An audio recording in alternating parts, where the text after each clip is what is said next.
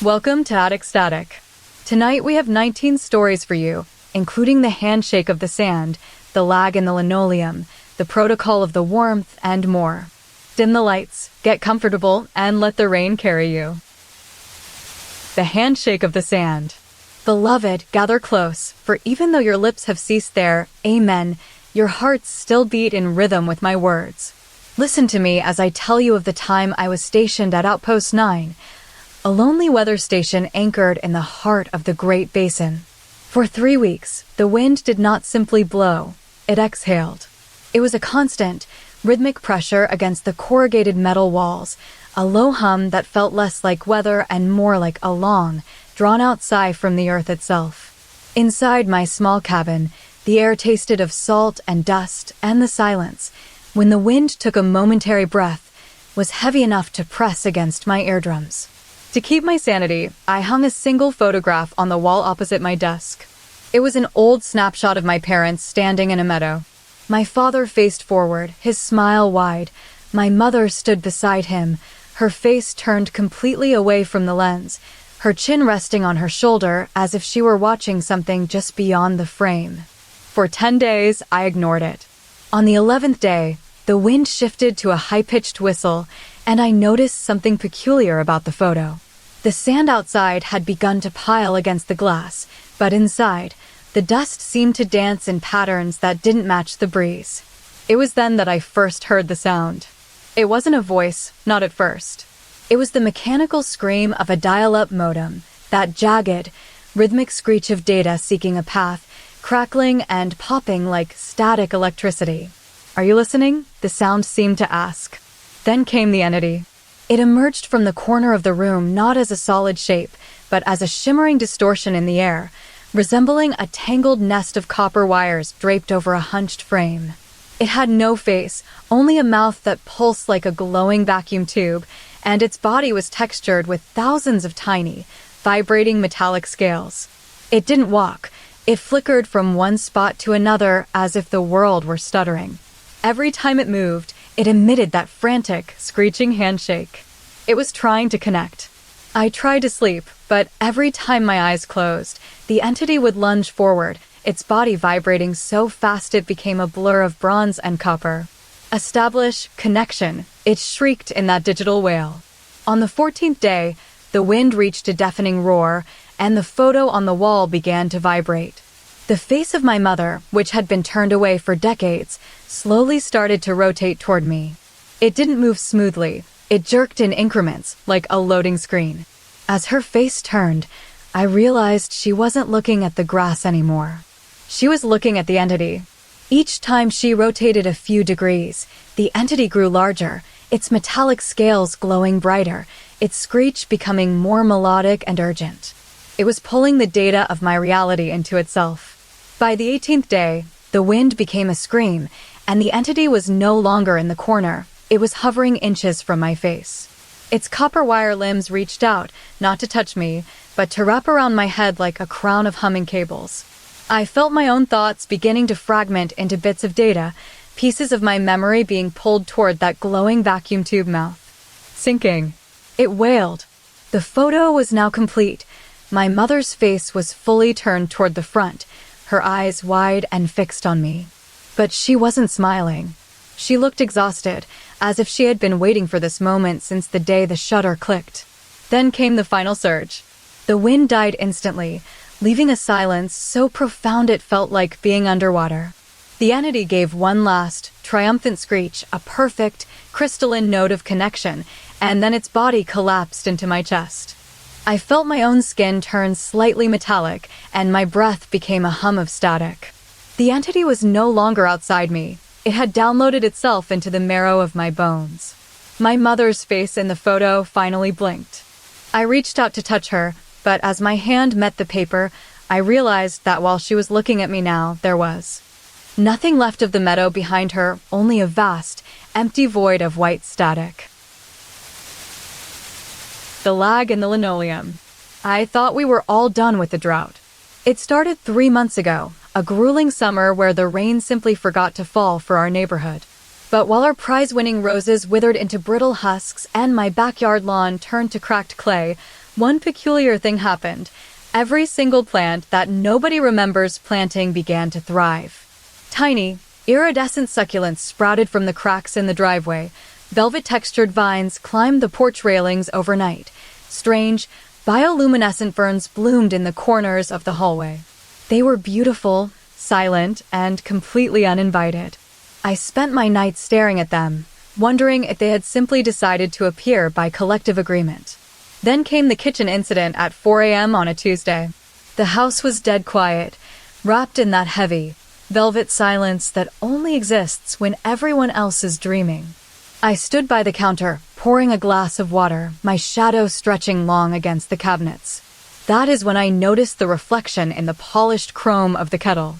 At first, it seemed normal, but as I lifted the kettle to my lips, the reflection stayed down for a fraction of a second longer than I did. It was a microscopic delay, a stutter in reality.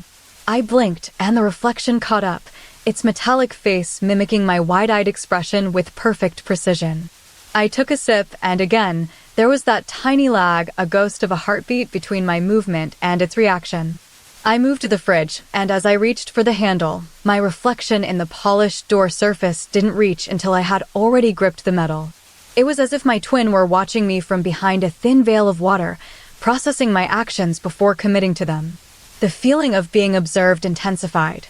My reflection wasn't just late, it was beginning to develop its own personality in those stolen milliseconds. When I rubbed my chin, the reflection waited until my hand had finished moving before it mirrored the gesture. It started to feel less like a copy and more like an apprentice trying to keep pace with a master. By 4:15 a.m., the lag became impossible to ignore.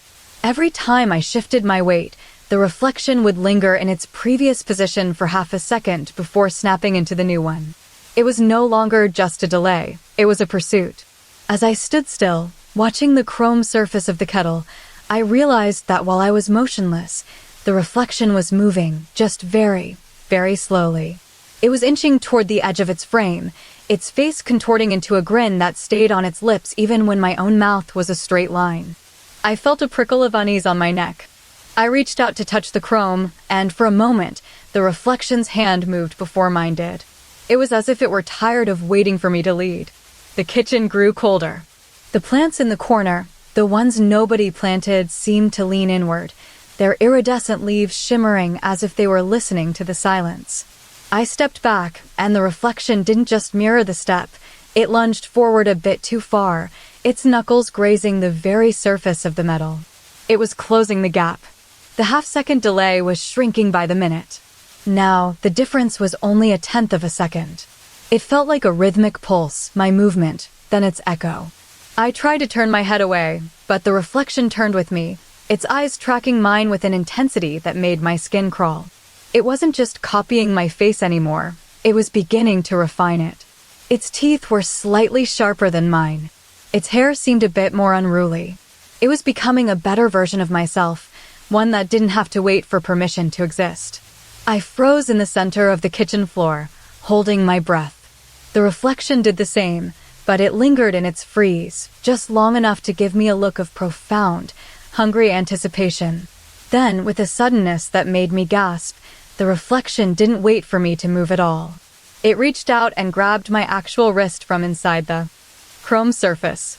Its hand was cold, solid, and perfectly synchronized with mine. I felt its fingers pull me toward the kettle, pulling me into its world. My own face began to blur as if I were being smeared across a canvas of glass. The lag had finally vanished. We were moving in perfect unison now, two versions of the same soul occupying the same space, one just slightly deeper than the other. As I looked into the chrome one last time, I realized that while I was looking at it, it was finally getting ready to step out and take my place. The protocol of the warmth. I have spent 3 years at Research Station 4, a hunk of pressurized steel and humming machinery buried deep within the Antarctic ice. In this wasteland, silence isn't just the absence of sound. It is a heavy weight that presses against your eardrums until you begin to hear things that aren't there. Last month, the hum changed. It became rhythmic, as if the station itself were breathing. That was the day I met the child. He didn't arrive with a bang or a whisper. He simply appeared in the mess hall during the midnight shift, sitting perfectly still on a chair that hadn't been occupied for days. He looked to be about 7 years old, wearing a tunic made of a fabric that looked like woven lichen. He didn't have a face in the traditional sense. Instead of distinct features, his head was a smooth dome of iridescent shell, and he spoke from a slit near the base of his neck. When I entered, he looked up and gestured toward me with a hand that had 4 joints instead of 3. "Will you play?" he asked. His voice sounded like 2 stones rubbing together underwater. I sat down, my breath frosting in the air. He explained the rules of the game of staying. It was a simple test of endurance, but one governed by strict, absolute laws. To win, you must move through the corridor, placing your hand on every piece of furniture you pass. For each object you touch, you must whisper its true name, not what it is made of, but what it feels like to be used. If you forget a name, you must freeze for 3 seconds. But there was a final rule, the most important one. When you reach the end, do not look at the thing that took your seat. I stood up and began. The corridor was long, lit by flickering amber bulbs. I touched the metal railing. "Coldness," I whispered. I moved to the heavy workbench. Utility. Each step felt heavier as the silence of the ice seemed to tighten around my shoulders. By the time I reached the halfway point, the child was gone, but his presence remained like a lingering scent of ozone. I noticed that with every piece of furniture I touched, a faint vibration started in the floorboards. It was subtle at first, then it became a rhythmic thrumming, as impossible to ignore than a heartbeat. The further I walked, the more the shadows seemed to stretch toward my feet, as if trying to grab my ankles. My breathing grew shallow. I realized that every time I stopped to whisper a name, something moved in the periphery of my vision. It wasn't a ghost. It was a physical shift in the geometry of the room. The walls felt closer, and the ceiling seemed to sag slightly with each step. Then came the final stretch. The corridor narrowed until I could barely move my arms at my sides. I reached out and touched the heavy door frame of the inner sanctum. Threshold, I breathed. My heart hammered against my ribs. According to the rules, this was the end. I had moved through the sequence perfectly. I had named every object. Now I had to perform the final step, turn around and see who sat where I started. The air grew thick and tasted of salt and old copper.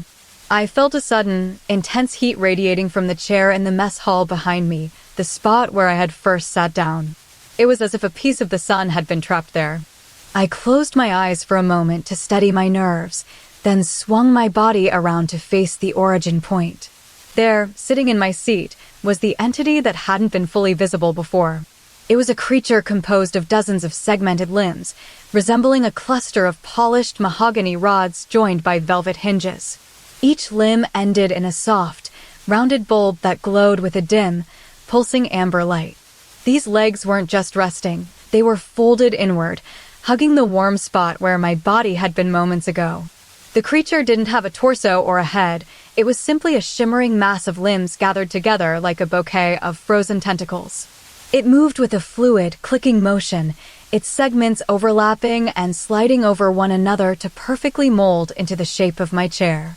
I realized then that it wasn't just sitting there, it was absorbing the residual heat of my life, pulling the warmth into its own segmented body until the velvet hinges hummed with energy. As it folded its last limb inward to claim the center of the seat, it let out a tiny, satisfied puff of steam. I stood paralyzed as it adjusted itself, its many limbs twitching in unison. It wasn't just a guest, it was a collector. And now that it had tasted my warmth, it knew exactly where I was standing. The inventory of the sleepwalker. Sit close, Leo. Before you drift off into that hazy borderland between waking and dreaming, I want to tell you about why we never stay in a big box store alone after the lights go out. You know how it feels when you are walking through those massive aisles, surrounded by thousands of items stacked neatly on shelves? To most people, it is just a place to shop, a functional labyrinth of cereal boxes, hanging coats, and dusty ceramics. But for us, it is a kingdom that breathes the moment the customers leave and the heavy doors groan shut. It becomes a sanctuary of stillness where objects wait to be noticed. When I was your age, my father took me to the supermarket at 3 in the morning for an inventory count. The air had a specific quality then. It smelled of floor wax, cold metal, and that peculiar, sterilized scent of things waiting to be used. It was silent, save for the low, constant hum of the refrigerators and the rhythmic, mechanical click of our scanner as we tallied the rows of canned goods. That is when we saw her first. She wasn't a ghost, not exactly. She didn't float like a mist or rattle chains like a specter in an old castle. She was the grandmother who knows your nursery rhymes from your dreams. My father told me she lives in the spaces between the shelves, lurking in the gaps where the shadows pool. He said she spends her eternity gathering every melody you hummed while you slept, weaving them into a tapestry of sound that only she can hear. He taught me the rule, and I am teaching it to you now. When the store is empty and the lights are dim, do not look at the floor where the grandmother's feet have skimmed. Because she does not walk with weight in the way we do. She doesn't displace the air, she displaces the ground itself. She leaves behind a trail of fresh footprints that press into the linoleum as if an invisible body is moving through them. They aren't just marks, they are indentations in the very fabric of the floor, like a memory left behind by a physical presence. You can see the wetness of the soil in the prints, even though there is no mud on the ground, and you can see the slight curl of a toe mark that suggests a foot pressing down with deliberate intent. As we moved into the home goods section, a place of soft linens and heavy pottery, I saw them appear. One by one, perfect oval shapes pressed into the floorboards, moving toward us from the far end of the aisle. They weren't moving fast, they were steady, methodical. Each print was crisp, as if someone had just stepped there a second before your eyes landed on it. But when you looked up, there was no one there. No body moved through the air. The grandmother was simply there, her presence felt in the pressure of the ground. My father stopped moving and whispered, "She is reciting your favorite rhyme right now." I closed my eyes and heard it, a faint, melodic hum vibrating in my teeth rather than in my ears. It was a low-frequency resonance, the rhythm of a lullaby about a star that lost its way. As the rhyme finished, the footprints began to move faster. They weren't just appearing, they were racing toward us like a stampede of invisible giants. Each press of the floor sounded like a soft, muffled thud, though we could see the indentations forming in real time. The closer she got, the deeper the prints became. They started to overlap, showing that she was shifting her weight as she moved, perhaps tilting her head or leaning into the melody. We stood perfectly still in the center of the aisle, our breath hitching in our chests. The silence felt heavy, like a blanket made of velvet. Suddenly, a new print appeared right at our feet. Then another, just an inch further forward. It was as if she were taking her final steps to bridge the gap between her world and ours. The grandmother was standing directly in front of us now. There was no towering figure to see, no face to meet, but we felt the sudden pressure of her invisible weight settling onto the floor between us. It was a physical sensation, Slight dip in the air as if an invisible head had bowed toward our own. She had reached her destination. My father took my hand and whispered, "She is finished with your dream." We turned to leave, our hearts hammering against our ribs like trapped birds. As we walked toward the exit, I looked back one last time at the trail she left behind. The prints were still there, deep in the floor like scars in the skin of the world. But as the automatic doors swung open and the morning light hit the aisles, the footprints didn't disappear. They stayed perfectly pressed into the tile, waiting for the next person to sleep enough to dream a new rhyme. The click of the unlocked threshold. Entry 42, the honey is thickening, and the nectar flow has slowed to a rhythmic pulse. My bees are entering their winter meditation, settling into the wax combs with a collective sigh that vibrates through my palms. To prepare for the frost, I have retreated to the old farmhouse, house-sitting for the Millers, a family whose faces remain as distant as the stars. They left me instructions on how to tend the hives, but they gave no word on what to do when the basement began to breathe. It is a deep, subterranean space, cool and smelling of damp stone and ancient cedar. I spent my first afternoon there with a lantern, watching the way the dust motes danced in the amber light, feeling entirely alone. That changed on the third night. I had just finished dinner and descended the creaking stairs to find a quiet place for my journals. The basement was silent until it wasn't. A thin, silver-white fog began to seep out from the far corner of the room, curling across the floorboards like a slow-motion tide. It didn't drift with the draft. It seemed to grow toward me, thick and smelling of ozone and old parchment. I stood still, my breath hitching in my throat. Then, from the absolute darkness behind the furnace, came the sound. Click, it was the distinct, metallic snap of a door latch falling into place. I froze. I knew for a certainty that every door on the ground floor was shut. I had checked them thrice before descending. The fog pulsed outward, expanding by 3 feet in an instant, as if something had just exhaled into it. Click, it happened again, closer this time. The sound wasn't a physical door moving, it was the phantom echo of one. I felt a prickle of heat on my neck, the sensation of being observed by a weight in the air. "Who is there?" I whispered into the mist. No answer came, but the fog swirled faster, turning from silver to a bruised violet hue. It began to move toward my feet, rising up my shins like heavy velvet water. With every second that passed, the click became more frequent, rapid fire, asterisk click click. Click, asterisk the sound was traveling along with the fog, pinpointing exactly where the entity resided. I realized then that the fog wasn't just a decoration, it was a map of proximity. Where the fog was thickest, something was standing. Where it began to rise, something was about to be lost. As the mist reached my waist, I saw a glimpse of the creature through the haze. It didn't have a face in the traditional sense. It looked like a cluster of polished copper spheres fused together, roughly the size of apples, orbiting around a central core of glowing amber light. Each sphere had tiny, iridescent scales that shimmered as they rotated. It moved with a smooth, rolling motion, less like a walk and more like a planet revolving in its orbit. It didn't have limbs, it was a floating mass of geometric grace. As it drew closer, the fog began to swirl violently around its copper spheres, and the sound of the locking door became a constant, rhythmic heartbeat of metal on wood. I backed away, my heel catching on a stool, but the creature moved with me, maintaining its perfect distance. The fog was now at my chin, cold and heavy against my skin. It felt as though the very air were being squeezed by invisible hands. "Are you coming closer?" I asked, my voice trembling. The copper spheres spun faster, humming with a low vibration that rattled my teeth. Then, in one sudden movement, the entity surged forward, its amber core brightening until it illuminated every corner of the basement. The fog vanished instantly, sucked into the center of the creature like water down a drain. It hovered just inches from my nose, so close I could feel the warmth radiating from its scales. In that moment of perfect stillness, the sound finally stopped. There were no more clicks, no more movement. The entity remained perfectly still, suspended in the air, waiting for me to make the next move.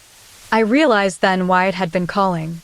It wasn't searching for a door, it was waiting for me to decide which one to step through. I reached out a hand, my fingers trembling, and touched one of the copper spheres. It felt like warm glass, smooth and vibrating with a hidden energy. The creature let out one final, tiny vibration, a sound that wasn't a click, but a soft, contented hum. I took a deep breath and finally stepped forward into its light, feeling the heavy weight of the house above us lift for just a second. When the morning came, the basement was empty, the fog was gone, and my journal lay on the floor, perfectly dry. But when I looked at the door to the basement, I noticed something that made my heart stutter. It wasn't a single click, it was a double one, as if 2 doors had just closed at once, even though only one of them was actually there. The Tenant of Unit 402. I took the overnight shift at the vault because I liked the silence of concrete and the smell of dust. Most people think self-storage units are static, but when you spend 8 hours walking through aisles of stacked memories, you start to notice the subtle shifts in the atmosphere. It was a Tuesday night during the Great Dry, that 3-year period where the rains refused to fall. In our courtyard, the grass had turned to brittle straw, yet every single plant survived except for the ones we knew were there. The roses we planted withered into dust. The ferns we meticulously watered became shriveled husks. But in the cracks of the asphalt, tiny, vibrant clusters of lavender and thick, waxy succulents began to bloom. Nobody remembered planting them. They just appeared, thriving while everything else died. The first sign that something was wrong started on the third night. I was checking the inventory for Unit 402, a large, industrial space rented by a woman who moved out months ago but never seemed to fully vacate her things. As I pushed the heavy metal door open, the air didn't just feel cool, it felt occupied. It felt heavy, as if the oxygen had been chewed on by something with many teeth. That was when I heard the first notification. My phone vibrated in my pocket. A two-factor authentication code popped up for a new login on my personal email. Code 4829, I whispered to the empty room. I hadn't touched my phone. I hadn't been near a computer. The source of the login was listed as inside the house. But there were no houses in the storage facility, only boxes and shadows. I stepped back, my sneakers squeaking on the linoleum. Then came another vibration. Another login. Another code. And then, from the deepest corner of Unit 402, I heard a sound that made the hair on my arms stand up. It wasn't a footsteps or a groan. It was a purr. It was a low, rhythmic thrumming, like a cat rubbing against a velvet cushion, but deeper, more metallic, like a cello string vibrating in water. I peered into the darkness of the unit. There, crouched near a stack of cardboard boxes, was the thing. It didn't have a face in the traditional sense. Its head was a smooth, bulbous dome covered in iridescent scales that shifted from copper to bruised plum. Instead of eyes, it had 3 horizontal slits along its side that pulsed with a soft amber light. It had 6 limbs, each ending in a wide, paddle-like palm rather than fingers. It didn't move at first. It just sat there, hunkered down on its haunches, the copper scales shimmering. The phone buzzed again. Code 1055, I breathed. The creature reacted to the sound of my voice. It didn't stand up, but it leaned forward. Its body expanded slightly, and the purr grew louder, vibrating the very floorboards beneath my feet. It was getting closer. Every time a new code arrived on my screen, the creature shifted an inch toward me, its scales clinking together like tiny coins. I stayed frozen, watching it. I realized that it wasn't just moving. It was reacting to my presence as if my very existence was a series of inputs in a game it was playing. It moved with a strange, fluid grace, sliding across the floor without its limbs ever fully lifting off the ground. By the 5th code, the creature was only 3 feet away. The amber slits on its head were glowing brighter now, and the purr had become a steady, humming drone that resonated in my chest cavity. It was beautiful in a lonely way, yet it felt predatory. I could see the texture of its skin, not fur or feathers, but something like polished river stones embedded in a soft, leathery hide. "Who are you?" I asked, my voice trembling slightly in the cavernous silence of the facility. The creature didn't answer with words. It simply puffed out its sides and let out one final, triumphant purr that shook the dust from the ceiling beams. Then a final notification chimed. The last code for the night. Code 9999, I read aloud. The creature suddenly lunged forward, not with a snap of its jaws or a swipe of its limbs, but by simply folding itself into my space. It didn't bite me. It pressed its smooth, scale-covered dome against my chest and let out one long, vibrating note that felt like a secret shared between us. The lights in the facility flickered once and died, leaving us in total darkness. When they hummed back to life a second later, the creature was gone. The unit was empty, except for a single patch of new lavender growing out of the dust where it had been sitting. I walked back to my office, my heart still hammering against my ribs. I sat down and looked at my phone one last time before heading home. There were no more logins, no more codes. But as I reached for my keys, a new notification appeared on the screen, a single login from inside the house. But this time, it wasn't mine. The creature hadn't just been watching me, it had been waiting for me to let it in. The kitchen's silent tenant. I am a volunteer for the Somnambulist Institute, a sleep lab dedicated to studying the subconscious architect, the theory that our furniture rearranges itself based on our dreams. For 3 nights, I have been wired to a sleeping stranger named Elias. My job is simple: Sit in the kitchen and observe him as he sleeps in the adjacent chamber while recording every micro-movement of his surroundings. The lab is clinical, smelling of ozone and lavender, filled with heavy oak chairs, a long trestle table, and a single stool. At first, nothing seemed unusual. Elias lay perfectly still, his breathing steady, but by the second hour, I noticed the first shift. I blinked, and the high-backed chair moved 3 inches to the left. It was as if it had been nudged by an invisible finger. I blinked again, and it was now rotated slightly toward the doorway. It was subtle, almost imperceptible if you weren't looking for it, a ghost of a movement that suggested the room was exhaling. But as the night deepened, the furniture began to behave with a deliberate, rhythmic intelligence. Every time my eyelids closed, the kitchen layout mutated. The trestle table grew longer, its legs stretching like pulled taffy until it spanned nearly the entire wall. It didn't just expand, it seemed to reach out, yearning for the corners of the room. The stool didn't just move, it began to migrate toward Elias's bed, crawling across the floorboards with a soft, wooden thrumming sound that only occurred during the split second my eyes were shut.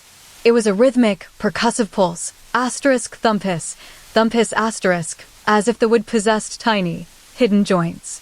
By hour 4, I found myself afraid to blink. The fear of what would happen in the intervals of darkness became a physical weight on my chest. If I closed my eyes for too long, the kitchen would transform into something unrecognizable. The chairs would stack themselves into jagged towers like frozen soldiers, their seats facing inward toward an invisible center. The table would warp into a sprawling, undulating wave of wood, curving over itself like a frozen lake.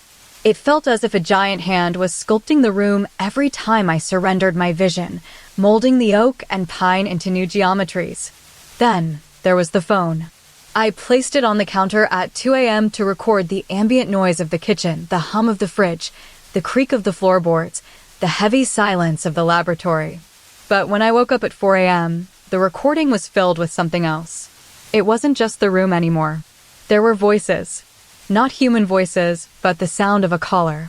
The caller didn't speak to me, it spoke to the kitchen itself. It recorded the sound of a chair being tucked in, though no one had touched it. It recorded the sound of someone or something dragging a heavy weight across the floor while I was still awake and watching, yet seeing nothing but the lingering trail of movement. There were wet, rhythmic thumps, like a heart beating against a hollow log. And then there came the scratching. A sharp, metallic scraping that sounded like a needle carving into a record. The caller was recording the furniture as it rearranged itself in my blind spots. I began to notice small details in the way the wood reacted. When I looked directly at a chair, it sat obediently. But when I turned my head slightly away, it would lean toward me, as if eavesdropping on my thoughts. The chairs whispered to each other, a series of low-frequency groans that vibrated through the floorboards. By 5 a.m., the movement became violent. Every time I blinked, the furniture leaped. A chair would fly from one corner to another like a puck on an air hockey table, landing with a muffled grace. The table would ripple like water, its surface bending in waves of deep mahogany. And every time it shifted, the recording phone captured a new sound, a low, melodic hum that sounded like a person trying to whistle through a mouthful of marbles, a strange, bubbly resonance that seemed to emanate from the very grain of the wood. I realized then that the furniture wasn't just moving randomly, it was reacting to something hidden in the corners of my vision. It was being commanded by an unseen conductor. The caller was still there, even when the room was silent. The recording captured the breathing of the oak, a slow expansion and contraction of the wood fibers. When I finally sat down to check the final recording at dawn, the kitchen felt heavy with anticipation. I saw the chair directly in front of me had moved into a perfect circle around my feet, its legs pointing inward like the spokes of a wheel. I played the last 30 seconds of the tape. There was no sound of shifting wood or moving legs. Instead, there was a clear, wet intake of breath, followed by a voice that didn't belong to Elias and didn't belong to me. It was a dry, papery rasp that seemed to come from inside the recording itself. "Don't blink," the caller whispered in the tape. I sat perfectly still, my eyes wide, staring at the chair. Then I heard it, a soft, heavy thud directly behind my ear, and the sensation of something smooth and slightly damp pressing against my neck. The architecture of memory. The airport terminal was a cavern of hollow silence, suspended in that strange limbo between the last plane touching down and the first wheels spinning off into the dawn. There were no travelers, only rows of empty metal chairs and the hum of the overhead lights reflecting on the linoleum. We sat in a cluster near Gate 14, our breath blooming in the cool air as we waited for the luggage car to arrive. I looked at my siblings, Marcus, Sarah, and little Leo, and felt that familiar weight settle in our chests. It was the anniversary of the house. Every year, we gathered here before heading home to reconcile how we saw it. It was a fortress, Marcus said, his voice echoing against the high ceiling. The walls were thick enough to keep out the world. I remember the stone hearth in the kitchen that felt like the beating heart of the building. To him, our childhood home was a sturdy, grounded thing made of granite and warmth. Sarah sighed, leaning her head against the cold pillar. No, it was a labyrinth, she countered. I remember the endless hallways that seemed to stretch forever when I tried to find my bedroom. It felt like a forest of wood and shadow. For her, the house was fluid, a series of interconnected paths where one could easily lose their way. Leo, only 7 but already an observer, spoke in a small voice. It was a giant's ribcage, he whispered. The ceiling was high enough to hold up the sky, and the floorboards were like bones.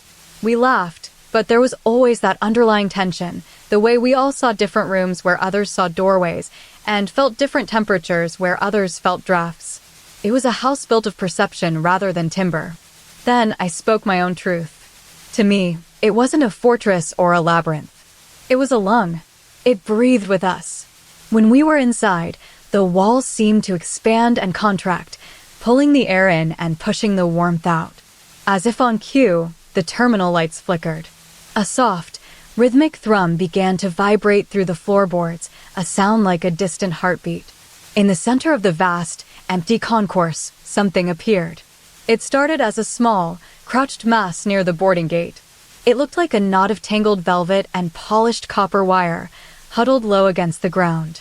It didn't move at first, but then it began to unfold. It wasn't just growing taller, it was being remembered into shape by the very air around it. It rose slowly, its body stretching upward like a flower blooming in fast forward. It lacked a face in the traditional sense. Instead, its torso was covered in overlapping scales of iridescent pearl that shifted color from violet to pale mint as it moved. From its back, several translucent veils of membrane sprouted, fluttering even though there was no wind. Is it ours? Leo asked, his eyes wide. The entity pulsed. Its limbs were not solid bone, but seemed made of woven silk and hardened resin. It didn't have feet. Instead, it had 3 distinct points that gripped the floor like the roots of a tree. As it reached its full height, nearly 12 feet tall, it began to shift. The pearl scales rippled, and for a moment, the shape of the entity blurred. When we looked closely, we saw the flicker of our memories inside its form. Marcus's stone hearth sparked in its chest. Sarah's endless hallways formed as ridges along its spine. Leo's ribcage structure became the framework of its ribs. It was the house itself, distilled into a living shape. It moved with a slow, graceful dignity, swaying toward us.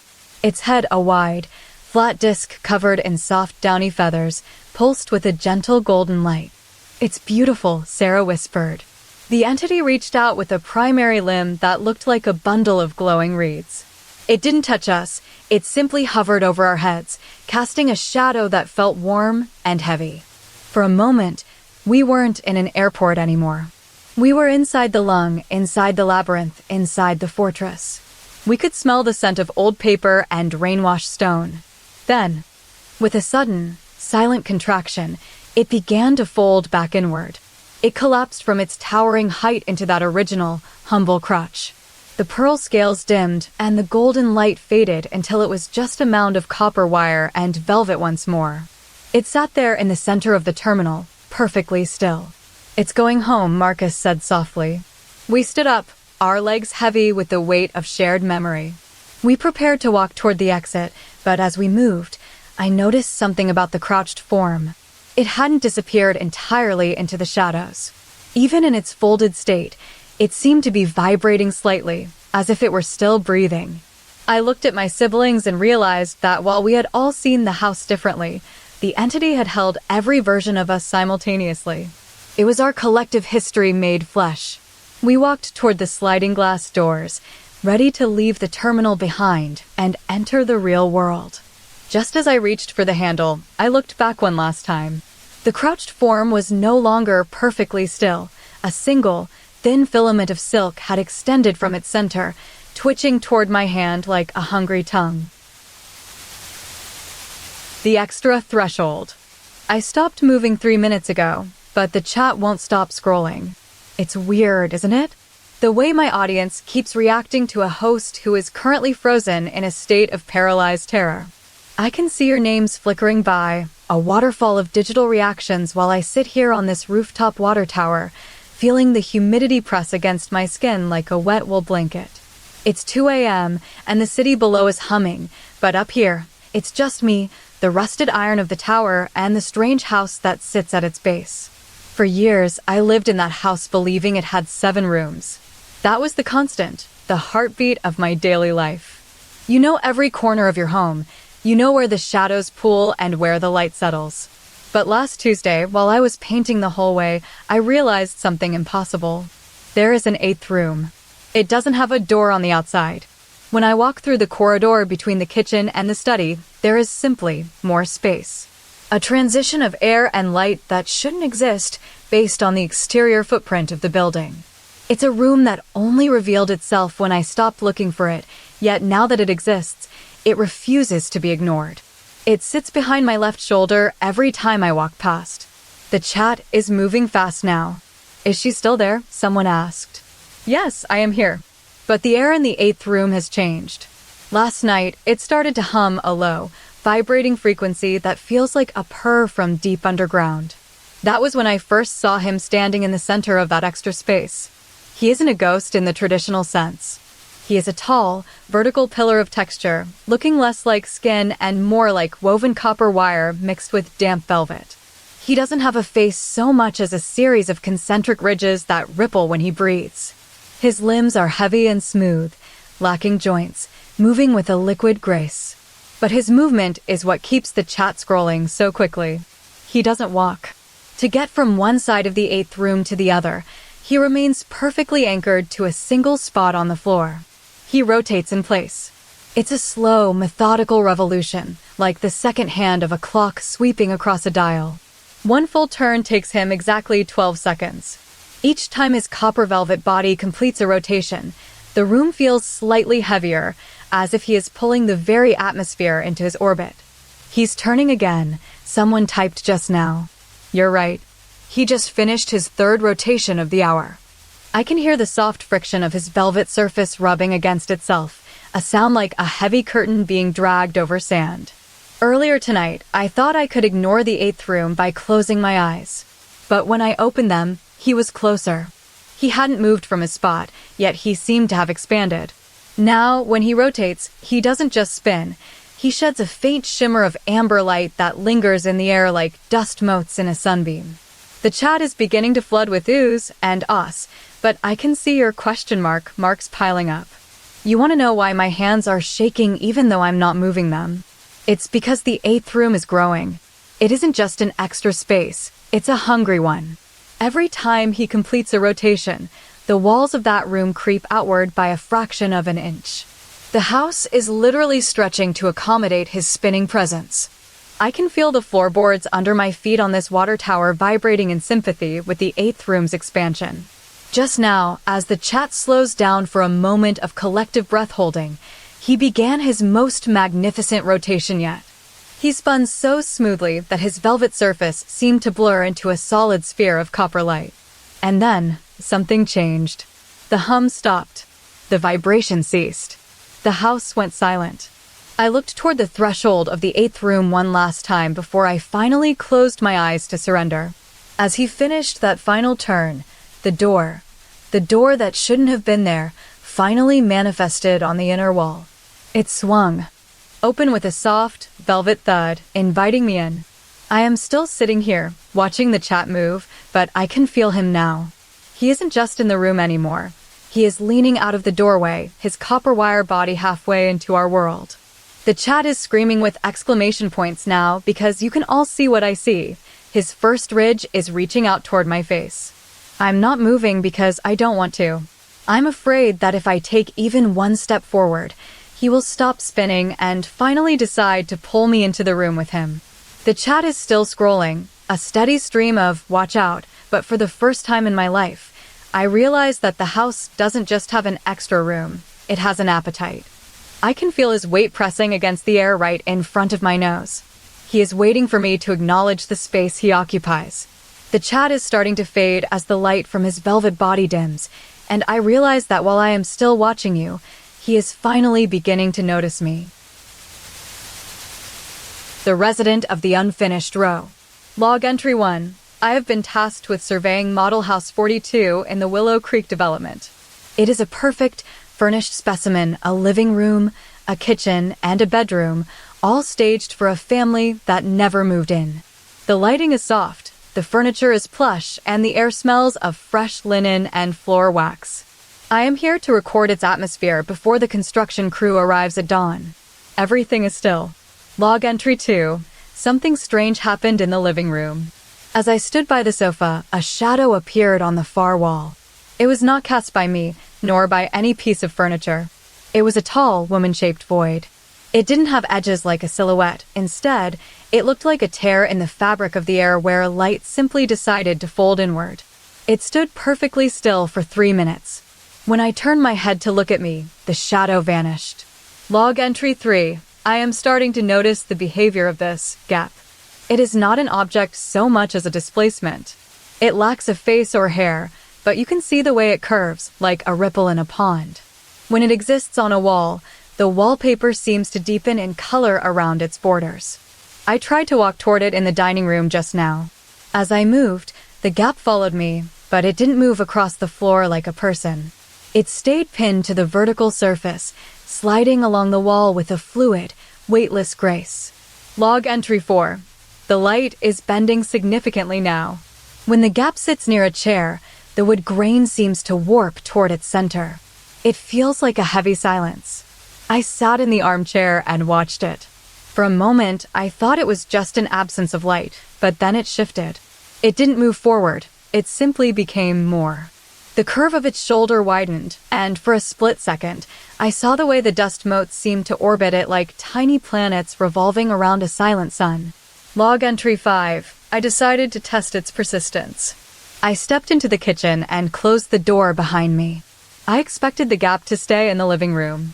Instead, as soon as the door clicked shut, it appeared on the wall directly in front of my face.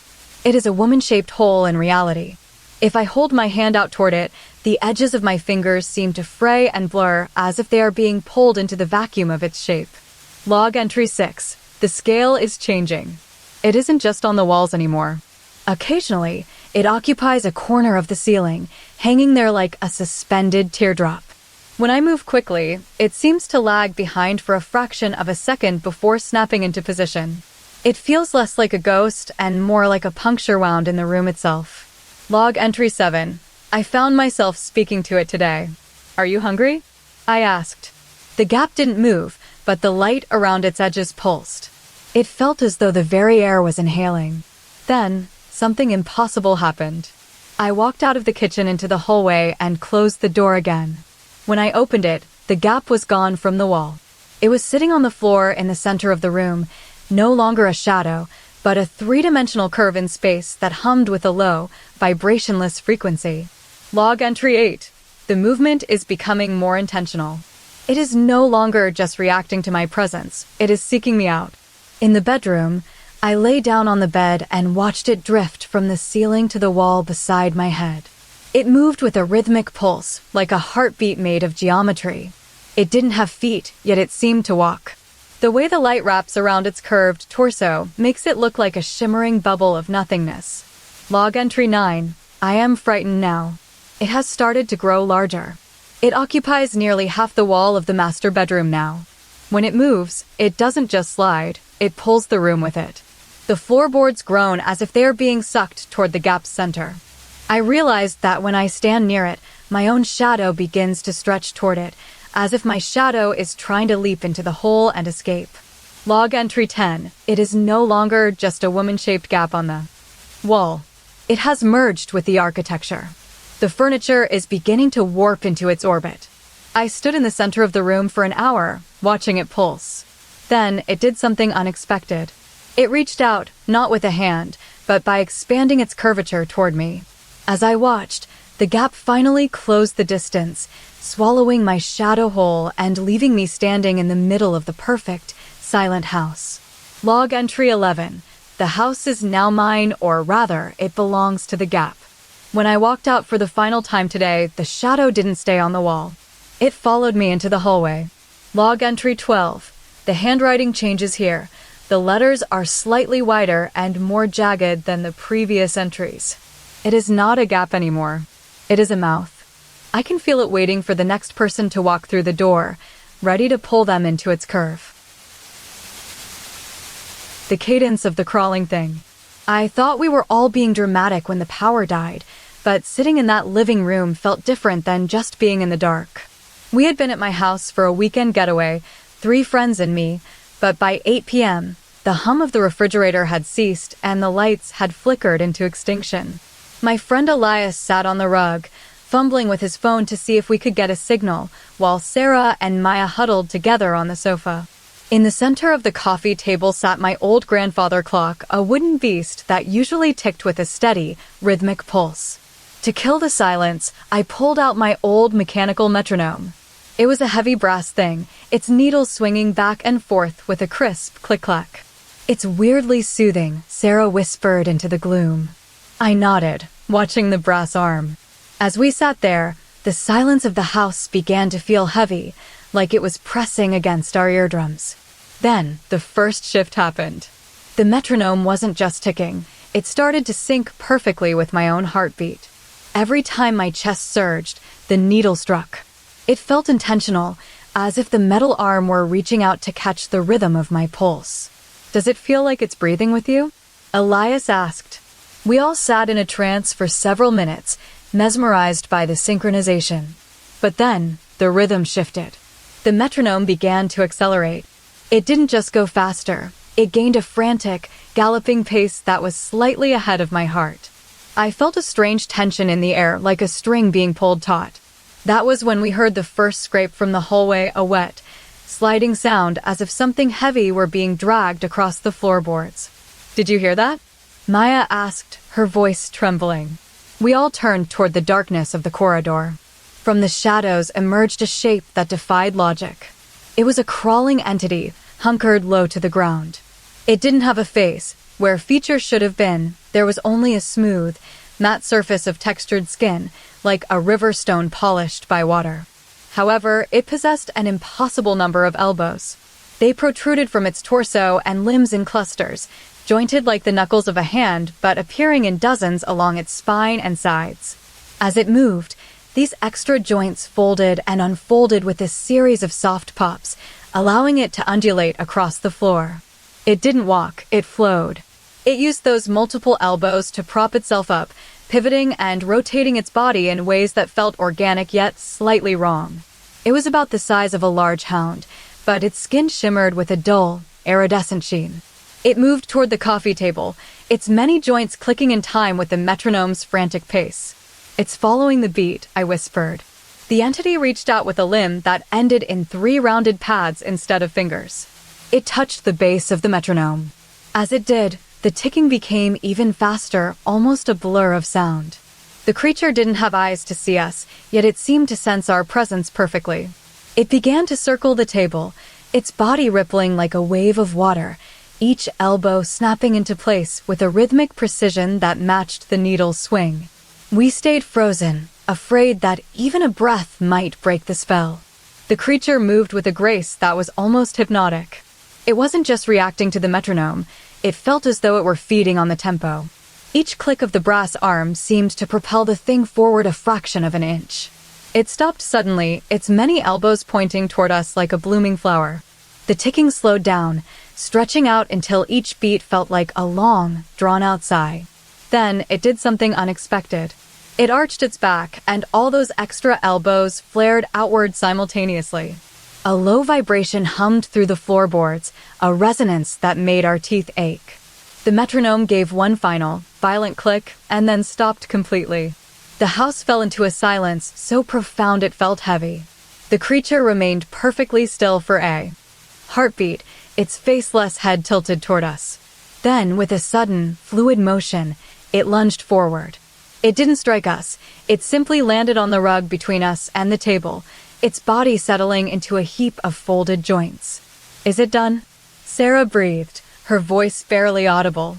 The entity let out a soft hiss, not from a mouth, but from somewhere deep within its textured skin. It began to pulse, the surface of its body glowing with a faint, amber light that mirrored the rhythm we had felt moments before. I reached out a hand, my fingers trembling. As I touched the smooth expanse where a face should have been, it felt warm, not like a living creature's warmth, but like a stone that had sat in the sun for hours. It pulsed once under my touch. Then, with a final, deliberate movement, it folded itself into a tight ball of elbows and joints. We sat there in the dim light, watching the creature settle into its rest. The power was still out, and the grandfather clock remained silent, but we knew the rhythm hadn't disappeared. It had simply moved inside us. As I closed my eyes to sleep, I realized that while the metronome had stopped, the thing beneath my hand began to twitch in perfect unison with my own heart, waiting for me to fall asleep so it could start the next count. The Precursor's Inheritance. Delivery note for order number 8829.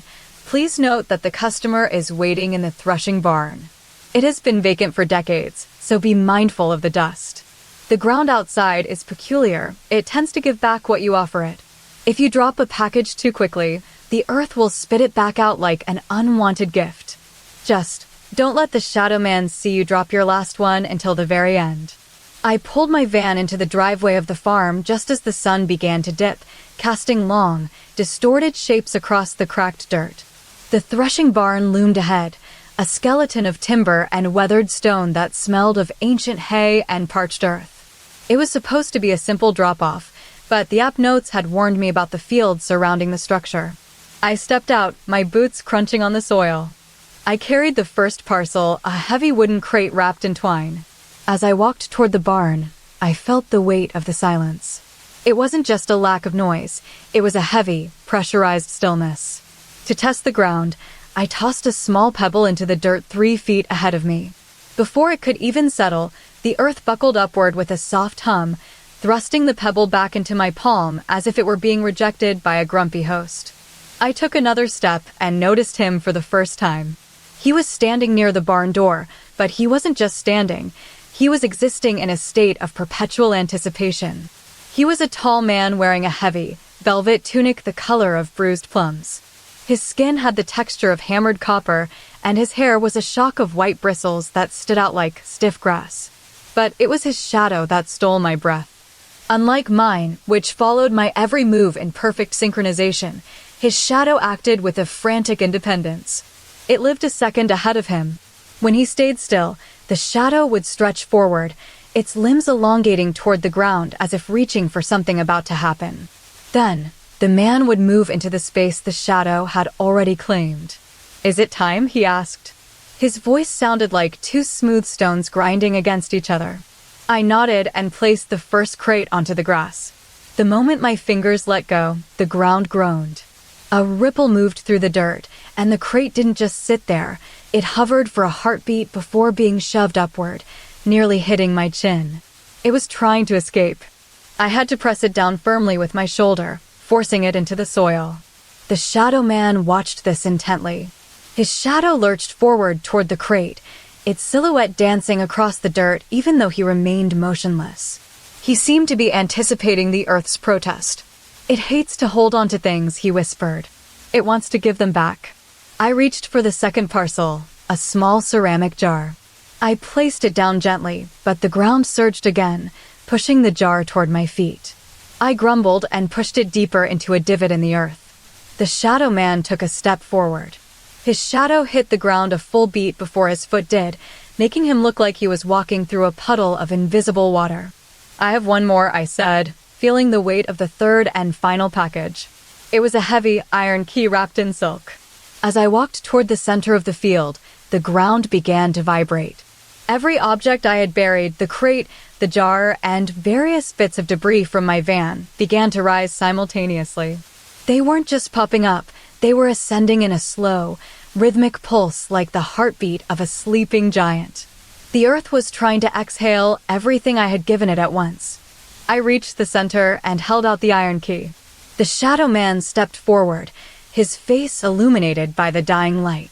His shadow didn't just move ahead, it expanded, covering the ground like a spilled inkwell. He placed his hand over mine as I laid the key down. For a moment, the earth stayed still. It held its breath. The key sat perfectly flat against the dirt, refusing to rise. Then, the shadow man's shadow did something impossible. It detached from his feet entirely and crawled across the ground like a spider, wrapping itself around the iron key. As it touched the metal, the man himself finally moved, leaning down to press his forehead against the dirt. The earth gave one final, violent heave. The crate, the jar, and the key all flew upward, hovering in the air for a second before falling back into place, perfectly still. The shadow man stood up straight. He looked at me, then at the spot where the key lay nestled in the soil. "It accepts this one," he said softly. I took my notes and prepared to leave, but as I turned to walk back to my van, I noticed something about his shadow. It was no longer moving ahead of him. It had stretched out behind him, perfectly still, mimicking the exact shape of the iron key. I climbed into my driver's seat and started the engine. As I drove away, I looked in the rearview mirror to see the man standing in the middle of the field. He was gone, but his shadow remained, hovering over the ground where the key sat. Then I realized with a jolt that the shadow wasn't just on the ground anymore. It had begun to slowly crawl toward my van as if it were hungry for more. The Constant Recalculation. My phone buzzed with a notification at 10:42 p.m., a simple request for a rideshare from a passenger who had entered address unknown as their destination. I took the job because it was raining and the town was mostly asleep. My passenger was a tall man in a heavy wool coat, sitting perfectly still in the back seat of my sedan. He didn't speak when I picked him up, but his presence felt dense, like he was carrying more weight than just his own body. As we pulled away from the curb, the GPS began its first twitch. The blue line on the screen flickered, then pivoted 90 degrees to the left, heading toward a suburban street that hadn't been our primary route. I watched the little car icon move, and then it stopped. It recalculated again, turning right into a driveway that belonged to an old, sagging ranch house.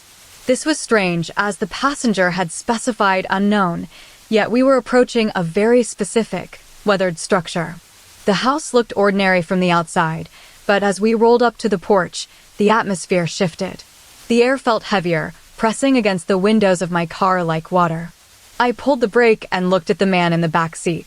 He was looking straight ahead at the front door. "Is this where you're going?" I asked. He didn't answer immediately. Instead, he took a deep breath and whispered, almost.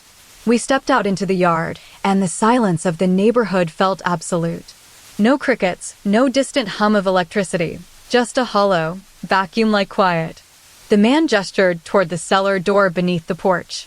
I followed him inside, feeling the temperature drop with every step down the wooden stairs. Below the ground floor was a fallout shelter, a massive concrete bunker built into the earth during the 50s. It smelled of damp stone and old dust. As we entered the main chamber, the first thing I noticed was the lighting. There were dozens of Edison bulbs hanging from thick iron chains, but they weren't glowing yet. They hung like translucent teardrops, frozen in time.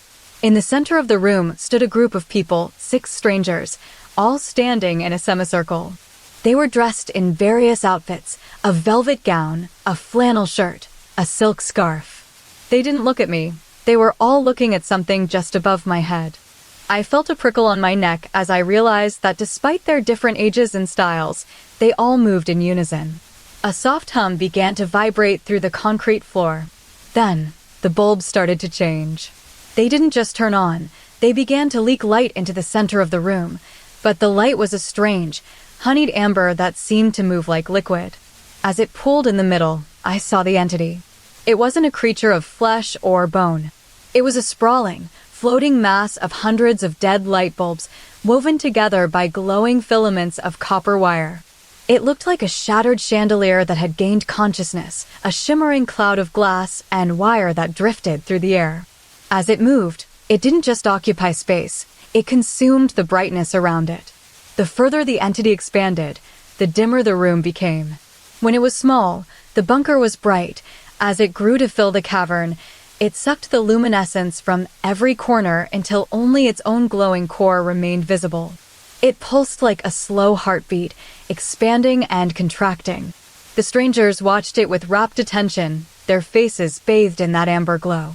Then, they all opened their mouths at once.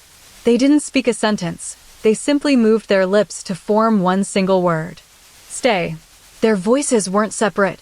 They blended into a singular, haunting harmony that resonated off the walls. The entity reacted to the word, its glass body rippling like water. It surged forward, its filaments reaching out toward me. I felt the warmth of its light hit my skin, and for a moment, the dimness of the room seemed to retreat, as if the entity were inhaling the shadows. But as it moved closer, I noticed something unsettling about the strangers. Their eyes weren't just watching the entity, they were beginning to reflect it, their pupils turning into tiny, glowing amber spheres. The man in the wool coat stepped forward, his hand reaching out toward a cluster of bulbs that hovered near his chest. It needs more, he said, though the other 5 strangers joined him in mouthing the same word again. Stay. I realized then that they weren't just spectators. They were part of the cycle. They had been waiting for someone to enter the room and provide a new source of light. The entity gave one final, violent pulse, its filaments stretching out until they touched my hair and shoulders. The amber glow intensified, and for a second, the shadows in the corners of the bunker vanished entirely. Then, the bulbs began to dim again, losing their luster as the entity absorbed every last bit of energy from the air, from the walls, and finally, from me. The light drained out of my own vision until I could barely see my hands. The strangers began to move toward the exit, their movements fluid and synchronized. They didn't look back at me as they reached for the stairs. One by one, they vanished into the shadows above. Finally, only the man in the wool coat remained. He stood before me, his face inches from mine, his mouth moving one last time to form that recurring word. Stay. The entity let out a final, low hum and settled into the center of the room, its bulbs now glowing with a steady, contented radiance. It had finished its feast. I stood there in the growing dark, feeling the warmth of the amber light slowly begin to seep into my own bones, turning my skin into glass and my breath into a soft, flickering glow. The perspective of the folded guest. The mountaintop observatory was a dome of solitude, smelling of cold brass and old grease. At 3 a.m., the world below had vanished into a velvet blanket of silence, leaving me alone with the telescope, a massive, rotating eye aimed at the heavens. I sat in my swivel chair, the rhythmic hum of the cooling fans providing a steady pulse to my solitude. The air was thin and crisp, tasting of frost. I had brought my tablet along simply to log coordinates, but as I adjusted the focus on a distant nebula, a small notification pinged in the corner of the screen. It was an automated alert from a new app I'd installed earlier that day, Perspective Sync. The app didn't just record what I saw, it claimed to capture the truth of the room from an impossible angle. I tapped the icon and the live stream began. It wasn't showing my face or the telescope. Instead, it showed a view of the observatory that felt fundamentally wrong. In this stream, the floor was at the ceiling, and the walls seemed to curve inward like the interior of a seashell. But the most unsettling part was the position of the camera. It wasn't on a tripod or mounted to a wall. It seemed to float exactly 3 inches behind my left shoulder, perfectly perpendicular to my spine. I froze. I looked over my shoulder, expecting to see a drone or a floating lens, but there was nothing but empty air and the drifting dust motes of the high altitude. Yet on the screen, the camera remained fixed. A small caption appeared at the bottom of the frame, person standing in center. I blinked. The room was empty except for me. Then a second caption flickered into existence, small shadow moving behind the chair. I felt a prickle of heat on my neck. I turned again, but the observatory remained vacant. I looked back at the screen. In the live stream, a shape was now visible. It was tall, impossibly tall, with a body that seemed to be constructed of accordion-like pleats of bronze and ochre velvet. It didn't have a face in the traditional sense. Instead, it had a series of concentric rings that rotated around a central glowing orb. The entity wasn't standing next to me. According to the stream, it was folded into the very space between my chair and the telescope stand. It looked like a massive piece of origami, tucked into a gap no larger than a shoebox. I watched the screen as the rings on its head began to spin slowly. "Who is there?" I whispered to the empty air. "The app updated. Guest is observing you." I felt a sudden, sharp pressure in the air. The temperature dropped 5 degrees in an instant. On the screen, the bronze-pleated thing began to unfold. It didn't move like a human. It expanded outward like a flower blooming in fast forward. It grew from its tiny tucked space into a towering pillar of geometry. Its body stretched until its top ring nearly touched the ceiling of the dome, yet it remained perfectly balanced on its base. I stood up, my chair screeching against the floor. The room was still physically empty to my human eyes, but as I looked at the tablet, the entity was now towering over me, its rings spinning with a low, melodic whirring sound that only seemed to exist within the digital frame of the live stream. It was leaning over my shoulder, its glowing orb pulsing in time with my own heartbeat. "Are you real?" I asked, reaching out a trembling hand toward the space where the screen showed its face. My fingers met nothing but cold air. The app flickered. The caption changed, "Guest is touching your hand." I gasped. I felt it then, a sensation of velvet texture and a slight, dry warmth against my knuckles. It wasn't just on the screen, it was bleeding into my reality, one point at a time. The entity began to fold itself again, but this time, it didn't stay in its small nook. It folded into the space directly in front of my face. It compressed until it was only 2 feet wide, a dense cluster of bronze pleats and spinning rings hanging in the air like a heavy fruit. I could see the texture now, without the help of the screen. It smelled faintly of old parchment and toasted cinnamon. The humming sound became a physical vibration in my chest. Then, the live stream feed began to glitch. The colors bled into shades of deep violet. The entity stopped spinning its rings. It stayed perfectly still for 3 seconds, hanging in the air like a suspended thought. Then, it did something that made my breath hitch in my throat. It didn't just fold, it collapsed inward toward itself, becoming a single, dense point of bronze light. On the screen, the caption appeared one last time, "Guest is waiting for your eyes to close." I realized then that I hadn't been seeing it because it was hidden in the folds of space, but rather because it was choosing which parts of its body to reveal at once. It wasn't a ghost or a spirit, it was a creature of dimensions we could only perceive through the truth of the stream. I took a deep breath and closed my eyes, just as the app suggested. In the darkness of my eyelids, I felt the bronze pleats expand once more, wrapping around my head like a warm, heavy crown. The humming reached a crescendo, then vanished into a sudden, absolute silence. When I opened my eyes again, the tablet was dark and the room was empty. The telescope sat still, pointing at the void. But when I looked down at my hands, they were covered in a fine layer of bronze dust that hadn't been there before. I reached out to touch the table, but as my hand moved, I felt a tiny, sharp pressure on my shoulder, the sensation of one single pleat unfolding, just enough to let me know it was still there, tucked into the space between us. The Static Sister. We were the neighborhood that watched the cul-de-sac exhale. For years, the houses sat in a row like soldiers at attention, but as the economy buckled and the residents drifted away, we became witnesses to the slow erosion of permanence. One by one, the gardens grew unruly and the porch lights flickered out until only the last house remained occupied. It was a sagging Victorian on the very end, its wood bleached by years of neglect. In that house lived Leo, a boy who moved to the city 3 years ago, but his presence remained heavy in the air like the scent of rain before it falls. He left behind a sister, Alara, and a peculiar habit that we, the neighbors watching from our own windows, began to notice as she grew older. Every evening, when the sun dipped below the horizon, Alara would sit on the front porch with her eyes closed, humming a low, vibrating note. She wasn't just sitting, she was waiting for the house to speak. And it did. From the shadows of the hallway, a voice, never hers, would murmur a fragment of a thought. It was always a half-finished line, a dangling piece of a sentence that felt like a question asked by a ghost. Alara would catch the fragment and complete it with a soft exhale. "The sky is," the house would murmur. Alara would reply, heavy with secrets.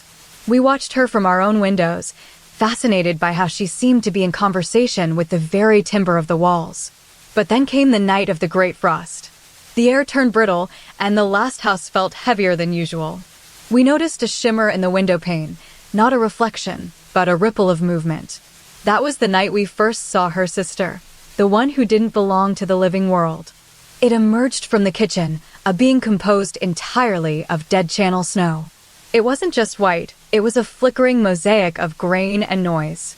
Its body looked like pulverized marble tossed into a blender with static, constantly shifting its texture from grainy velvet to sharp, jagged crystals. It didn't have a fixed face so much as a fluctuating surface, where features appeared and vanished like heat haze over a desert road. Most notably, it possessed a heavy, rounded head that seemed weighted by the gravity of silence. The entity was a physical manifestation of the white noise of a television with no signal, a creature of pure interference. It didn't walk so much as drift, its edges blurring into the wallpaper. One night, we saw Alara sitting in the parlor, her hair falling over her face. The static sister drifted out of the pantry, its body crackling like a campfire in a vacuum. It paused before Alara, its surface vibrating with a frantic, buzzing energy. It opened a mouth that was a jagged fissure of flickering white light and produced a sound. The memory is. Alara didn't blink. She reached out a hand, her fingers nearly touching the grainy surface of the entity's cheek. "Fading into white," she whispered. The static sister hummed in approval, its body rippling like water disturbed by a stone. As weeks passed, the entity became more prominent. It began to mimic the shapes of the furniture around it, turning into a blocky chair here or a shimmering table there, but always maintaining that grainy, snowy texture. It was as if the house were trying to render a masterpiece in low resolution. We watched from our respective homes, feeling the strange pull of its presence.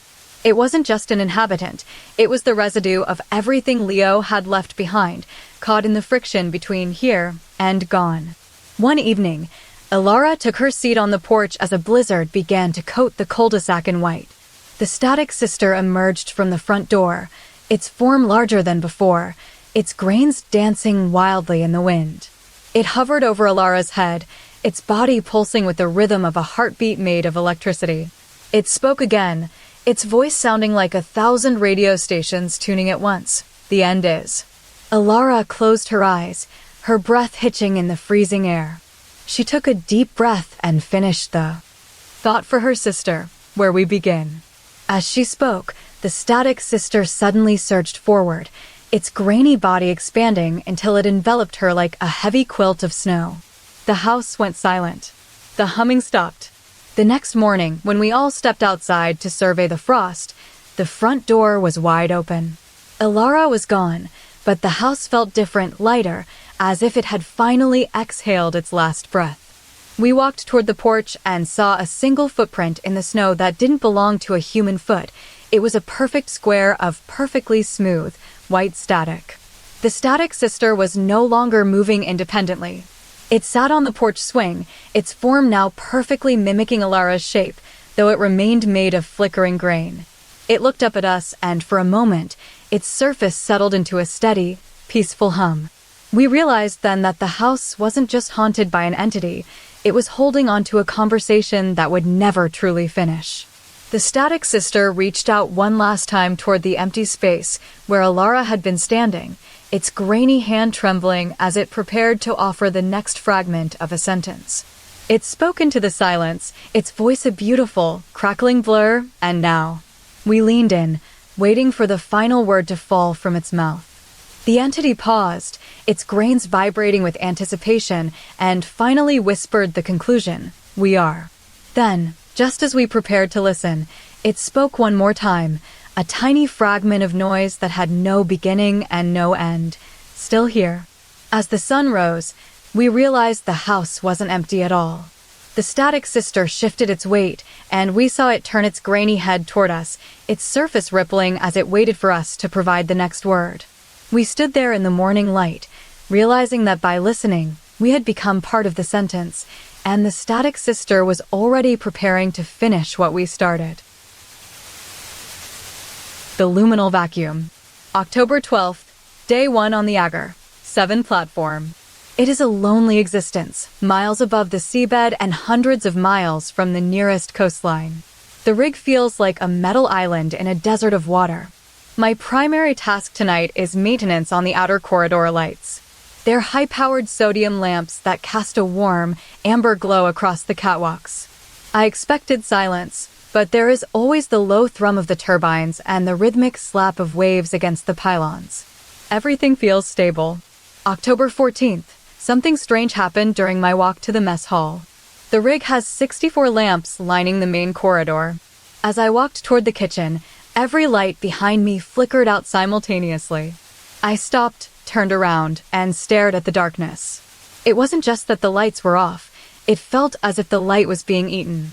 When I took a single step forward again, the lamps behind my heels died instantly. It is as if I am pulling a curtain of light across the world with my own body. October 17th. The phenomenon is consistent now. No matter where I move, the direction I just came from falls into total shadow. If I walk toward the bridge, the engines fall into gloom. If I turn to face the engines, the bridge dims until it is nearly invisible. It feels like a pocket of reality is being consumed by my movement. The crew is starting to notice. We have stopped walking in groups because we can't see each other once we move away from our immediate vicinity. I am perpetually standing at the edge of a personal horizon. October 20th. I heard it today. A sound like a heavy, industrial fan struggling against thick syrup. It isn't coming from the machinery, it is coming from the void behind me. And then came the hum. It wasn't a voice exactly, but a vibration in the air that coalesced into a name. Elias. It was my name, pulled from the throat of the darkness. I turned to see what was there. For a split second, the heat shimmer appeared. It looks like a man made of liquid gold and gasoline, a rippling distortion in the air that fluctuates like a flame caught in a breeze. It has no skin, just a shimmering surface that warps the metal beams behind it. October 23rd. The shimmer is getting closer. It seems to live in my wake. Every time I move, it follows, occupying the space I just vacated. It doesn't walk. It flows like spilled oil across the floor. Today, while I was checking the pressure gauges, the hum became more distinct. It sounds like 1,000 tiny blades spinning at once, vibrating with the effort of producing sound. Elias, it breathed again. The shimmer is larger now, roughly the size of a tall man, but its edges are blurred, as if it were constantly melting into the atmosphere. October 26th. The heat shimmer has started to change shape. It isn't just following me anymore, it is reacting to my pace. When I walk fast, the shimmer stretches out like a ribbon of molten glass. When I stop, it ripples toward me like a stone dropped into a pond. It feels hot, not scorching, but a dry, radiating warmth that makes the hair on my arms stand up. It has no face, yet when it hums, the distortion in its center seems to deepen as if it is trying to form a mouth. October 29th. I spent 3 hours today trying to outrun it. I sprinted toward the far end of the rig, hoping that by moving fast enough, I could leave the shimmer behind in the dark. But as I ran, the tail of darkness followed me perfectly. It moved with me, a shimmering ghost of my own progress. When I finally stopped at the very edge of the platform, it surged forward, covering the distance in a heartbeat. It is hungry for the space I leave behind. November 2nd. The crew is terrified. We have started to realize that the shimmer isn't just moving, it is collecting. Every time it passes over an object, That object seems slightly more worn, as if it has been scrubbed by 1,000 invisible hands. I saw it pass over a metal chair today, and when it moved on, the seat looked smoother, polished by its sheer presence. It hums constantly. Now, the Elias is no longer a melody. It is a physical weight in the air. November 5th. Today, the shimmer stopped following my wake for a moment. I was sitting on a bench when it suddenly surged forward and hovered directly in front of me. It didn't wait for me to move. For the first time, the light stayed where it was, but the shimmer occupied my personal space. It rippled violently, expanding until it touched my chest. The heat was intense, like standing before an open oven. It hummed so loudly that the metal floor beneath my boots vibrated. "Elias," it whispered, and for the first time, I felt a slight tug on my sleeve. November 8th. I am sitting in the center of the main hall now. I haven't moved in an hour because moving means leaving something behind. But even in stillness, the shimmer is creeping toward me from every side. It doesn't matter which way I look. It is always closing the gap. It isn't just following my path anymore. It is reclaiming the world. The hum has become a steady, low drone that vibrates in my teeth. November 10th. It reached out today. A ripple of golden heat stretched from its center toward my face like a reaching hand made of sunlight. I didn't move. I just watched as it smoothed over my skin, leaving behind a faint warmth. Then, the humming stopped completely. The shimmer pulsed once, turning a deep, vibrant orange. It is no longer waiting for me to walk away from it. It is preparing to step into my space entirely. November 12th. I am sitting perfectly still in the middle of the rig. I can feel the heat shimmer pressing against my shoulders, its rippling surface finally merging with my own skin. The lights behind me are dead, and the light ahead is dimming as it gets closer to my face. It isn't just following my wake anymore, it is beginning to replace mine. The echo of the threshold. I can see my own pulse in your chat box, even though I am currently frozen in the chair. If you are still watching, please know that my silence isn't a technical glitch, it is a physical requirement. We are miles past the last paved road now, deep in the high desert plateau, where the air tastes of copper and old dust. Before me stands the radar station, a lonely, geometric skeleton of steel beams and humming sensors. And then there's the river. It doesn't flow like water, it flows like mercury, heavy and silver, carving a path through the cracked earth. I threw my first stone into it an hour ago. A simple pebble. When it hit the surface, it didn't splash so much as it sighed. 5 minutes later, that same pebble bobbed back to the bank. It was perfectly dry. Then I threw in my silver watch. 10 minutes later, it surfaced, ticking with a rhythmic heartbeat that wasn't there before. The river doesn't just return what you give it, it returns everything you have ever lost, and, sometimes, things you haven't even realized were gone yet. I sat on the edge of the station's platform, watching the silver surface ripple. Every time I tossed an object in, a new memory would surface alongside it. A lost button from my childhood coat. The scent of my grandmother's kitchen.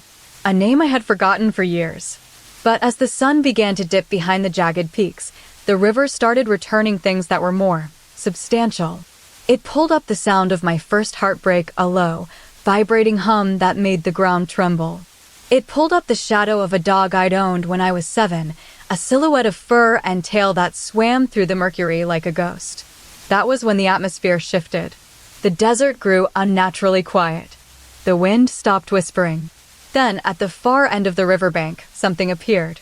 It wasn't an object floating. It was a doorway. A perfect, rectangular frame of dark wood and iron hinges, standing upright in the sand as if someone had simply hammered it into the earth. There were no walls attached to it. It was just an entrance to nowhere. I watched it for a long time, my breath hitching in my chest. Then, the doorway began to pulse. The wood didn't change color, but the space within the frame seemed to deepen into a rich, velvety violet. From the center of that void, something began to emerge. It didn't walk out, it stepped down into our world. It was the threshold stalker. It didn't have fur or feathers. Its body was composed of a material that looked like woven copper wire and crushed velvet.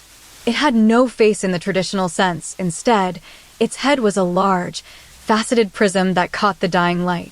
Where a nose should be, it had two delicate, vibrating antennae that flickered like dragonflies. It didn't have limbs so much as they were extensions of its torso, for heavy, paddle-like protrusions moved with a rhythmic grace, clicking against the desert floor. Its skin was textured like a dried pomegranate, deep and pitted. It moved toward me, its movements fluid and strange. It didn't walk on two legs, but rather glided, its copper body humming a low C-sharp note. When it reached the edge of the platform, it paused. It didn't have eyes to see me with, yet I felt its awareness. It leaned forward, the prism on its head rotating slowly. I realized then that the river had returned my most recent loss. Not a physical object, but a feeling. The feeling of being observed by something just out of sight. And now, that something was standing right in front of me. It reached out with one of its copper wire limbs and touched the surface of the river. The mercury surged upward, forming a spire of silver. Then, it turned back to me. It didn't speak, but as it moved, the sound of the river changed. The humming stopped, replaced by a soft, wet sliding noise. I reached out my hand, my fingers trembling. I expected it to be cold, like stone, or hot like coal. Instead, it felt like velvet soaked in warm oil. As our surfaces met, the prism on its head flared with a brilliant, amber light. The desert around us seemed to fold inward, as if the station and the river were being sucked into that single point of contact. Then, the creature did something unexpected. It didn't just stand there. It leaned its weight into me, and I felt its copper wires tighten.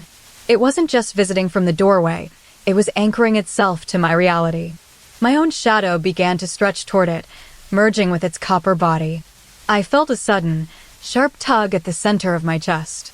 The river gave one final, massive heave. A wave of mercury swept across the sand, bringing up everything I had ever thrown into it, the pebble, the watch, the buttons, the sounds, and the shadows, all of them gathered in a swirling vortex around us.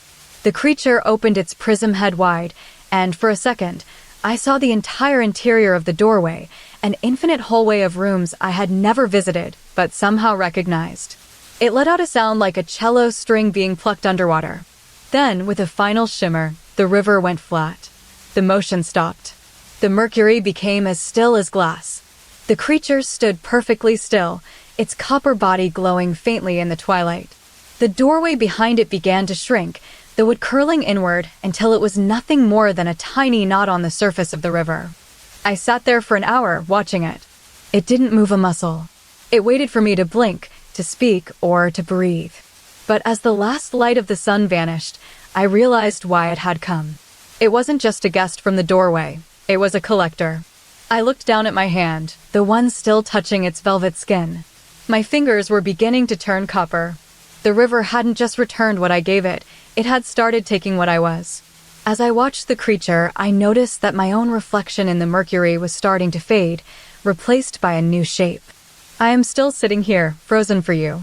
And even though I can no longer move my arms, I can feel its copper weight pressing against my ribs, waiting for me to finally become part of its collection. The Machinist's second breath.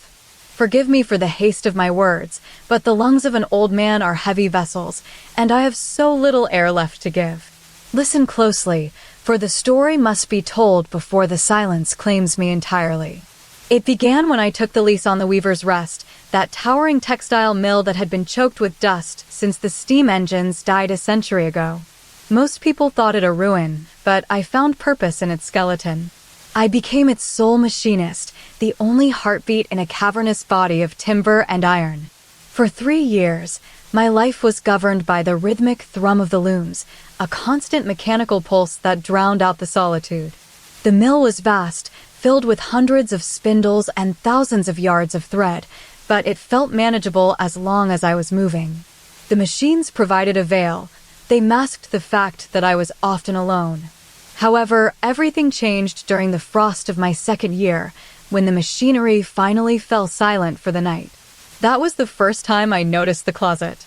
It isn't a closet in the sense of a wardrobe. It is a vertical slit in the far wall of the main weaving floor, a narrow door of heavy oak that seemed to have been forgotten by the architects. During the day, it remained shut, its surface smooth and unremarkable. But when I turned off the final lantern and let the hum of the gears fade into nothingness, the mill didn't just become quiet.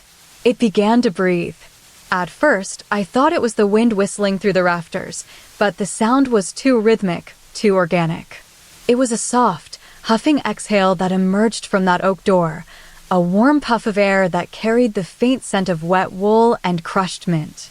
And with that breath came the second shadow. I discovered it on a Tuesday, late in the evening. I was walking toward the heavy iron forge at the far end of the hall, my lantern swinging in my rhythmic gait.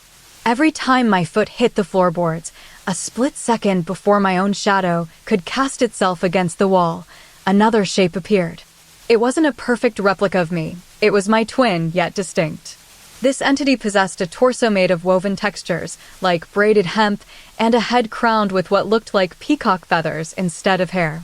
Its limbs were jointed like those of an insect, moving with a fluid, clicking grace. Most unsettlingly, it didn't follow me from behind or stay beside me. It reached every room a heartbeat ahead of my arrival.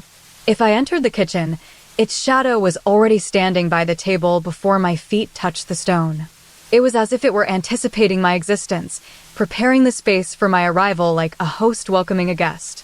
As weeks passed, the anticipation grew more acute. The second shadow began to change.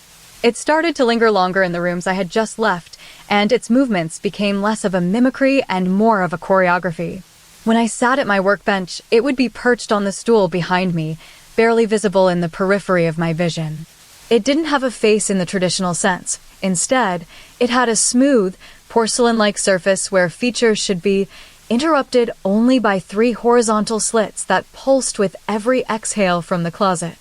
I began to realize that the closet wasn't just a door, it was a throat. The entity was its tongue, tasting the air of the mill before I did. One night, the fear became unbearable. I stayed perfectly still in the center of the weaving floor, my heart hammering against my ribs like a trapped bird.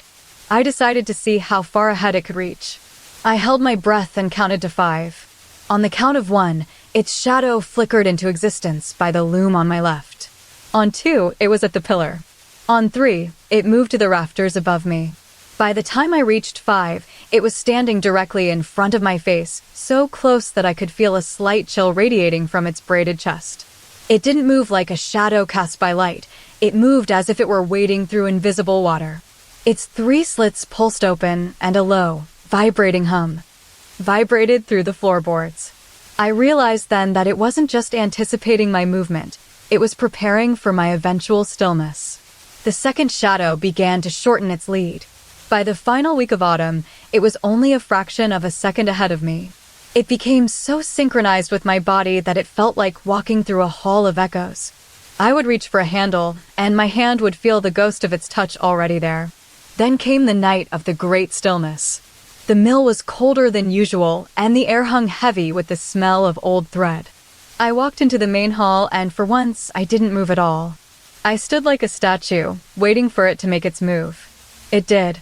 With a sound like silk tearing, the second shadow lunged forward, covering the distance between us in a single, blurred motion.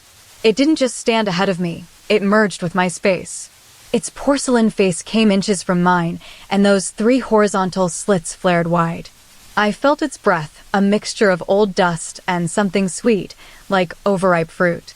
It reached out with a jointed arm, not to touch my skin, but to cup the air just above my shoulder. Then, the closet door swung wide open, its hinges groaning in the silence. The entity didn't retreat into it. Instead, it stepped back into the doorway and became part of the wood, its braided body blending into the grain. I stood there for a long time, trembling in the center of the mill, listening to the final exhale of the room. It was over. The mill was mine again, and the entity was tucked away, waiting for the next time I stopped moving. But as I lay here now on my deathbed, with the lanterns dimmed and the world fading, I can still feel it. Even when I am perfectly still, even in sleep, I can feel that second shadow reaching out from the dark, just a fraction of an inch ahead of my final breath, waiting to see if I will finally stay where it is standing. The perimeter of the unseen. The wind is a physical weight here, a constant abrasive force that has been scouring the dunes for 3 weeks without a single moment of reprieve. I live in Station 4, a modular hunk of corrugated metal and glass sitting in the middle of nothingness. It's supposed to be lonely, but it's never quiet. The wind whistles through the struts, creating a low-frequency hum that vibrates in my molars. My job is simple: monitor the atmospheric data and keep an eye on the perimeter cameras. For 20 days, I thought the desert was empty. That changed when Camera 7 began to act up. It's a standard wide-angle lens positioned at the edge of the main courtyard. At first, it just flickered, but then, during the second week, it started to track something that wasn't there. I sat in the control booth, my coffee cooling in its mug, watching the monitor. The camera was facing a barren stretch of sand. Then, with a smooth, hydraulic hiss, the lens pivoted 3 degrees to the right. There was nothing on the screen but dust and heat haze. Just a calibration error, I whispered to the empty room. But then it moved again. It swiveled further, tracking something just beyond the edge of the frame, something that didn't have enough space to be fully visible. Every time it turned, I felt a prickle on my neck, the sensation of being observed by a pair of eyes that were currently hiding in elsewhere. By the 3rd week, the movement became deliberate. The camera would wait for a period of absolute stillness, then snap toward the left periphery. It wasn't just looking at a spot, it was following something as it moved across the yard. I started to notice that whenever the camera turned, the wind seemed to die down for exactly 3 seconds, as if the atmosphere itself were holding its breath. I decided to step outside into the courtyard to see what it was tracking. The sand was hot beneath my boots. I stood in the center of the frame, perfectly still. "Are you there?" I called out. The camera pivoted toward me, but as soon as it reached my face, it kept rotating past me, searching for something just over my shoulder. That's when I saw the first hint of it. It wasn't a solid shape. It was a ripple in the air, like the distortion above a hot asphalt road. It had no face, no limbs, and no distinct texture. It was a silence cut precisely to the shape of a voice I could no longer remember, a hollow void that occupied space. It looked like a piece of velvet fabric that had been torn out of reality and left suspended in the air. When it moved, it didn't walk. It slid through the environment like a thumbprint dragged across a piece of paper. I watched it on the monitor as it drifted toward the far wall. It was a shimmering, semi-translucent weight of not sound. It possessed a jagged, undulating edge that seemed to vibrate with a soft, rhythmic pulse. It was the physical manifestation of a forgotten word, a lost thought given substance. As it drew closer, I realized why the camera kept tracking it. The entity didn't just occupy space, it consumed the context around it. Wherever it moved, the colors of the sand seemed to dull, and the shadows grew slightly deeper. It was a pocket of less, moving through a world of more. It began to move toward me again, faster this time. It wasn't running, it was expanding. Its jagged edges flared out like a blooming flower made of smoke. I could see its texture, a complex weave of overlapping curves that looked like the ripples on a pond just before a stone hits the center. I reached out my hand, trying to touch the boundary of the silence. My fingers didn't meet skin or fur. They met a sudden drop in temperature and a sensation of profound emptiness. It felt like dipping my hand into a pool of cool water that had no bottom. "Who are you?" I asked, my voice sounding muffled, as if I were speaking from underwater. The entity paused. It didn't have a mouth to speak with, yet it radiated a sense of recognition. It was the sound of a name I used to know but had lost to. Time. The very essence of a memory that had slipped through the cracks of my mind. It pulsed once, a deep thrumming vibration that rattled my ribs. Then it moved toward the camera lens itself. The monitor flickered. The image blurred as the entity entered the glass's influence. On the screen, I saw it get closer, its jagged edges overlapping with the frame until it was almost entirely visible. It was a beautiful, haunting tear in the fabric of the desert. It settled into the center of my vision, hovering just inches from my nose. It was perfectly still now, yet it felt heavier than lead. It was the physical weight of everything I had forgotten to say. The wind returned with a sudden, violent gust, carrying a layer of fine dust across the yard. The entity didn't flinch. It simply absorbed the dust into its shimmering curves, glowing with a dim, internal light. I realized then that it wasn't just visiting my world. It was slowly pulling itself into it, one ripple at a time. It stayed there for a long minute, a perfect piece of absence in the middle of the vast, shouting desert. Then, as if satisfied with my attention, it began to shrink. It pulled its jagged edges inward, becoming smaller and more concentrated until it was no larger than a marble. It didn't disappear. It simply folded into itself, a tiny knot of silence waiting for the next moment to unfold. I watched it on the monitor until it became a single, sharp point of focus. Then, the camera gave one final, microscopic twitch toward the floor at my feet, and the entity vanished into the shadow of my own shadow. The wind died down completely, leaving a silence so heavy it felt like a physical blanket over the station. I looked down at the spot where it had been standing, but there was nothing there, no footprint, no indentation in the sand. It had left no mark on the world, because it was the very thing that defined the spaces between things. I sat back in my chair and watched the monitor, waiting for the camera to move again. It didn't move for an hour. Then, just as the sun began to dip below the horizon, the lens started to turn. But this time, it didn't turn toward the yard or the horizon. It turned inward, facing the corner of the room where I was sitting, focusing on the space just behind my left ear. In that spot, a new ripple appeared, smaller, fainter, and much hungrier than the first one. It wasn't just following me anymore. It had decided to stay. The end. Subscribe for more horror stories, and make sure to like.